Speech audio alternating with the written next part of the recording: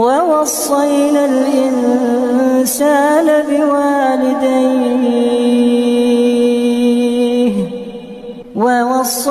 الإنسان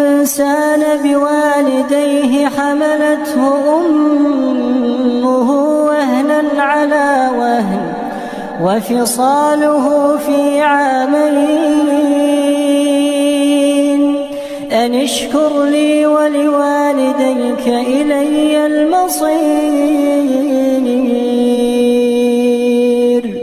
وإن جاهداك على أن